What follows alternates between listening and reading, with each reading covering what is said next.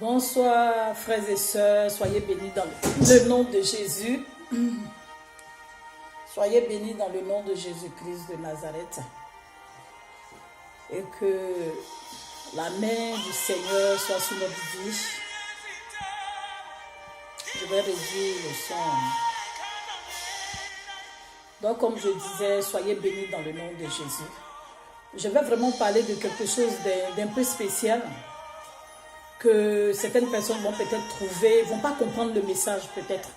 Voilà, seuls les connectés vont pouvoir comprendre. Quand je dis les connectés, c'est-à-dire ceux qui sont connectés à l'Esprit de Dieu vont comprendre ce que je vais vraiment transmettre comme message.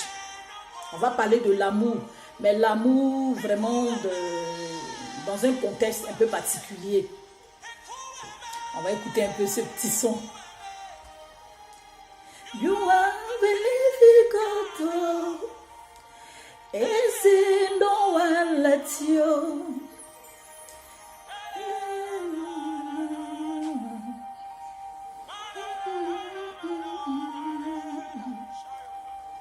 You are believing God, is it no one like you?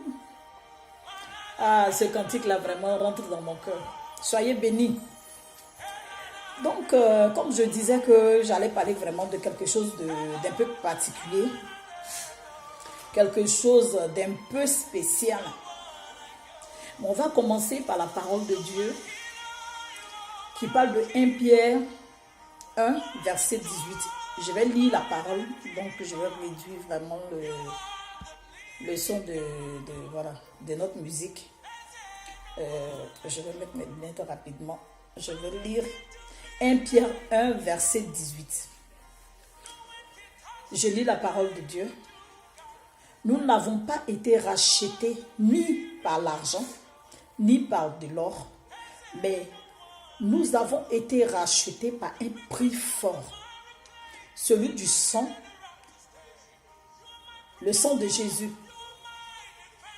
Voilà, donc là le commentaire c'est moi qui le fais. Celui de notre rachat par le sang de Jésus-Christ, son Fils, le Fils de Dieu. Donc, 1 Pierre 1, verset 18 nous parle de notre rachat.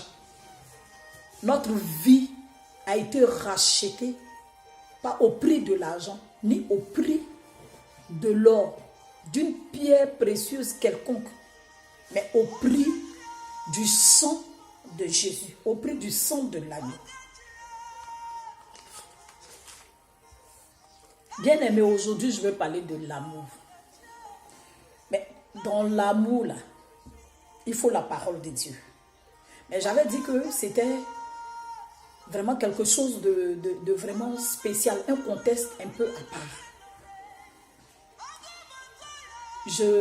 Moi, je ne suis pas politique. Hein, je me dis, il ne faut pas mélanger les choses.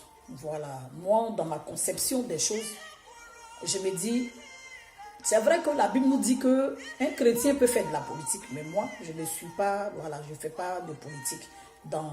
Voilà, je ne peux pas mélanger les choses. Quand tu viens parler de la parole de Dieu, concentre-toi sur ce que le Seigneur, ce que tu veux apporter comme exhortation.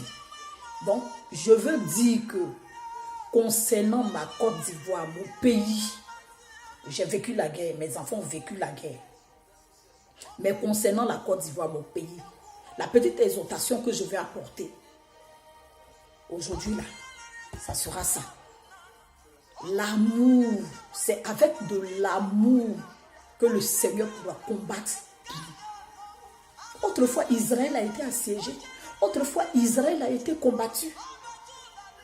Israël aussi a été combattu. Qui est l'élu de Dieu, Israël.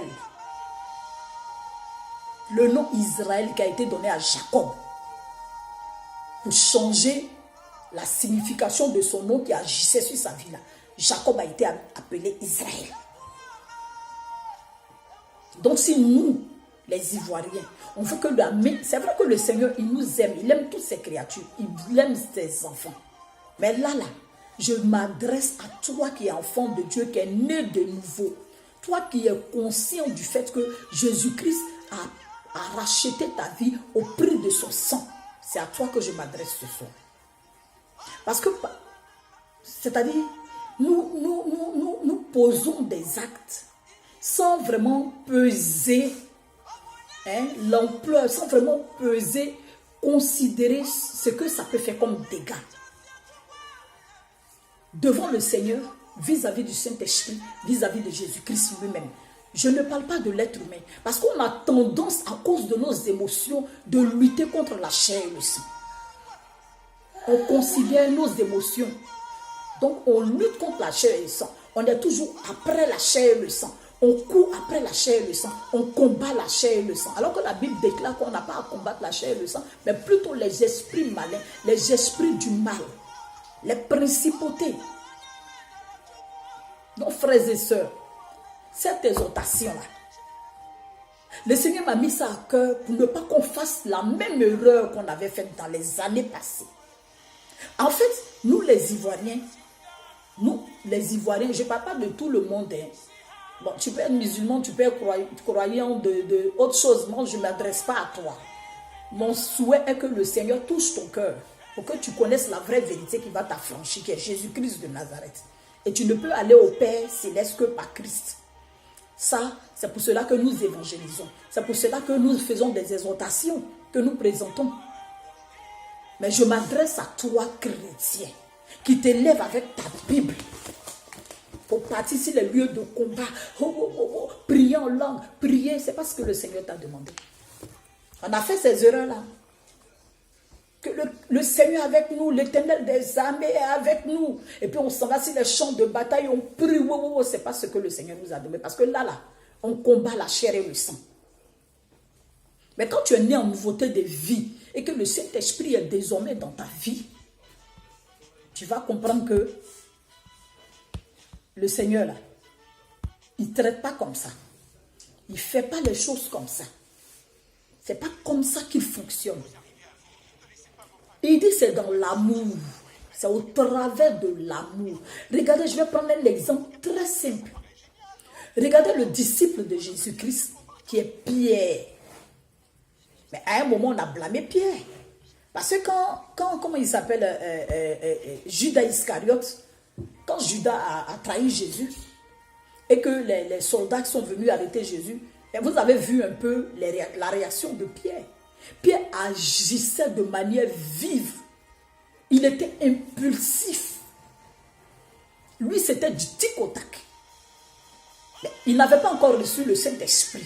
Donc, il réagissait de cette façon. Pierre, c'est-à-dire, lui, tout de suite, quand tu vas contre la parole de Dieu, mais tu vas contre son maître qui est Jésus-Christ, ou bien tu vas contre ce que Jésus a dit, Pierre était toujours prêt.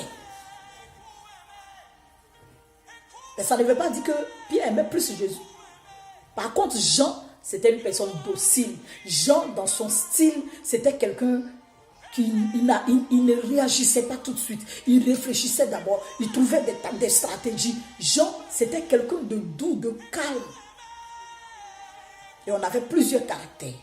Mais nous, là, on a tendance, nous les Ivoiriens chrétiens, là, nous qui disons que nous sommes nés de nouveau, toi qui dis que oui, tu aimes ta patrie, tu veux défendre la Côte d'Ivoire et ceci et cela, intercède pour ton pays, intercède pour la Côte d'Ivoire, sans utiliser la force, sans courir après la chair et le sang, sans vouloir combattre la chair et le sang. Ce n'est pas à ça que le Seigneur t'a appelé. C'est ça que je veux te dire ce soir-là. Ce n'est pas à cela que le Seigneur t'a appelé. Ce n'est pas à cela que Christ t'a appelé. Il est de combattre les principautés, les esprits du mal, des ténèbres. Je me rappelle que dans le mois d'août, j'avais fait balancer une vidéo où le Seigneur, j'avais reçu en songe, j'avais vu, comment on appelle ça, j'avais eu un songe où j'ai vu des esprits démoniaques dans les airs. Vous voyez un peu les formes des dinosaures là, mais des dinosaures avec des ailes. C'était des esprits démoniaques qui avaient pris le contrôle de l'atmosphère de la Côte d'Ivoire. C'était au mois d'août 2019. Et quand j'ai fait même cette vidéo-là, parce que je ne voulais pas être mélangé aux gens qui disaient, c'était dans la période où Arafat était décédé, donc je ne voulais pas vraiment mélanger les choses. Donc, je ne me suis pas présentée quand j'ai fait la vidéo. C'était du noir que j'avais mis. Et j'ai raconté ce qui s'est passé dans le songe. Et le Seigneur demandait que, quand les gens fuyaient par rapport aux démons qui attaquaient, qui avait pris le contrôle de l'atmosphère de la Côte d'Ivoire. Il rentrait dans les maisons derrière les gens. J'ai expliqué. Vous pouvez aller sur mon Facebook. Je pense que cette vidéo est là hier encore. Pour dire qu'on a tendance en tant que chrétiens à lutter contre la chair et le sang. Ce n'est pas à ça que le Seigneur nous a appelés. Nous sommes dans les émotions négatives. Au lieu d'avoir des émotions positives, sourire quand l'ennemi nous attaque. Et puis on prie parce qu'on compte sur la prière en tant que chrétien. On a la parole de Dieu qu'on utilise comme âme.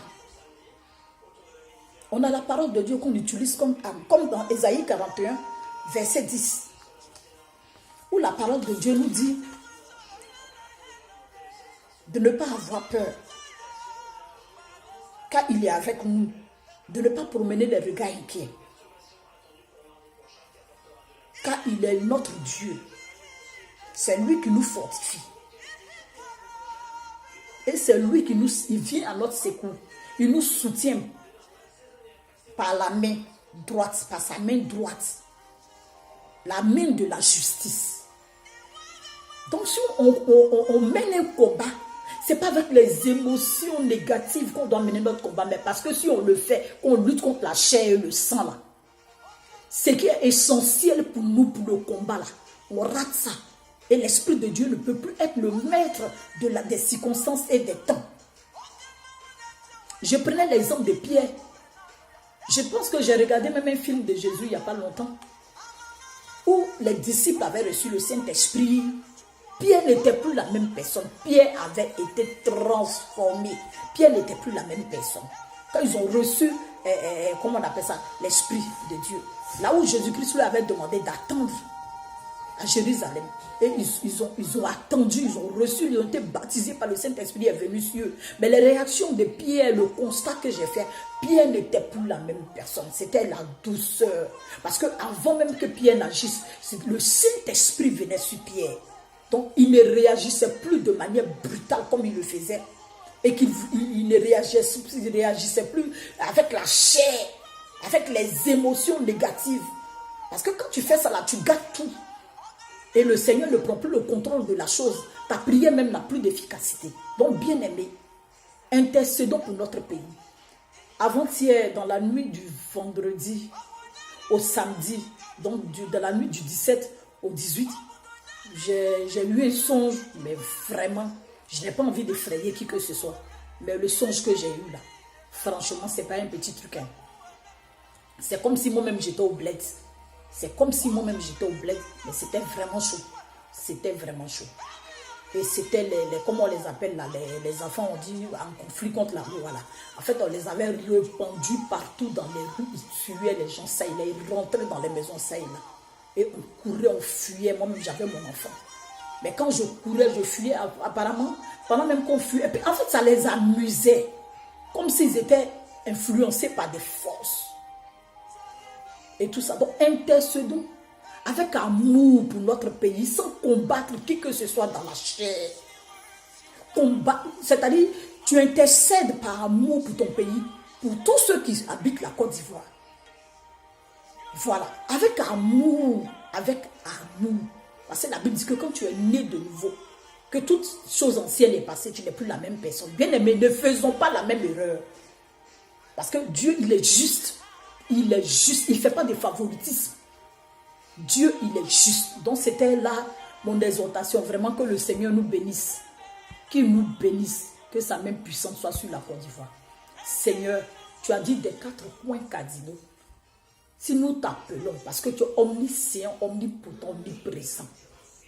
Que je sois en France, que je sois en Italie, que je sois dans n'importe quel pays du monde entier. J'élève la voix vers toi, que je crie à toi avec des supplications pour mon pays, pour la Côte d'Ivoire, pour les Ivoiriens, pour ceux qui habitent la Côte d'Ivoire. Seigneur, tu vas te manifester, mais avec amour, Seigneur, sans avoir la haine ni la colère de qui que ce soit. Seigneur, aide-nous à pouvoir nous faire violence pour qu'on puisse prier, intercéder. Que ton nom soit béni au nom de Jésus. Amen.